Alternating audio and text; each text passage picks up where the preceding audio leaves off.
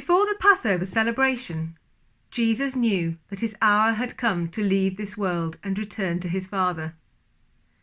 He had loved his disciples during his ministry on earth, and now he loved them to the very end. It was time for supper, and the devil had already prompted Judas, son of Simon Iscariot, to betray Jesus. Jesus knew that the Father had given him authority over everything, and that he had come from God and would return to God. So he got up from the table, took off his robe, wrapped a towel around his waist, and poured water into a basin.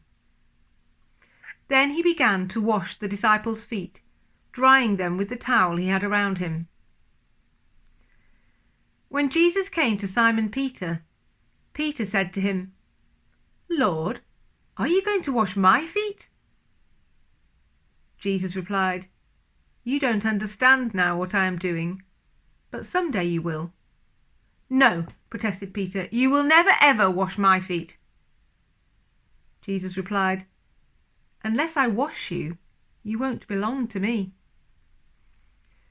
Simon Peter exclaimed, "Then wash my hands and my head as well, Lord, not just my feet." Jesus replied, "A person who is bathed all over does not need to wash except for the feet to be entirely clean. And you disciples are clean, but not all of you." For Jesus knew who would betray him. That is what he meant when he said, "Not all of you are clean." After washing their feet, he put on his robe again and sat down and asked, "Do you understand what I was doing? You call me teacher and Lord, and you are right, because that's what I am. And since I, your Lord and teacher, have washed your feet, you want to wash each other's feet. I have given you an example to follow. Do as I have done to you. I tell you the truth, slaves are not greater than their master, nor is the messenger more important than the one who sends the message. Now that you know these things, God will bless you for doing them. I am not saying these things to all of you. I know the ones I have chosen. But this fulfills the scripture that says, 'The one who eats my food has turned against me.' I tell you this beforehand so that when it happens, you will believe that I am the Messiah. I tell you the truth.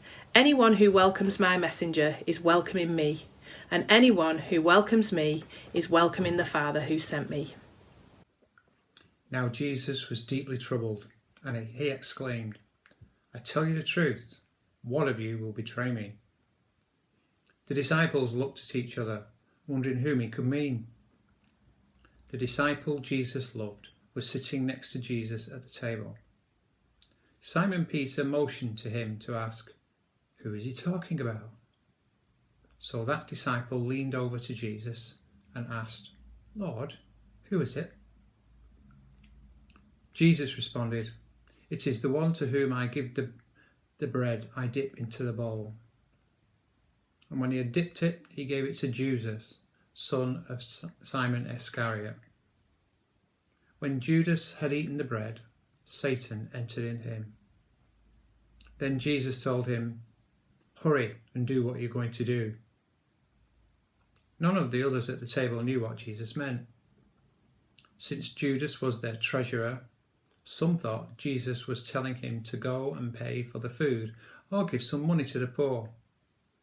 So Judas left at once, going out into the night. As soon as Judas left the room, Jesus said, "The time has come for the Son of Man to enter into his glory, and God will be glorified because of him. And since God receives glory because of the Son, he will give his own glory to the Son, and he will do so at once.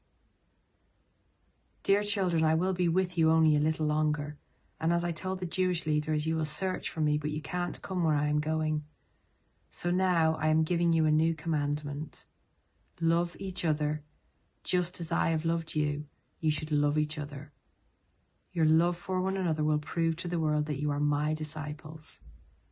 Simon Peter asked, "Lord, where are you going?" And Jesus replied, "You can't go with me now, but you will follow me later." "But why can't I come now, Lord?" he asked. "I'm ready to die for you." Jesus answered, "Die for me? I tell you the truth, Peter. Before the rooster crows tomorrow morning, you will deny 3 times that you even know me.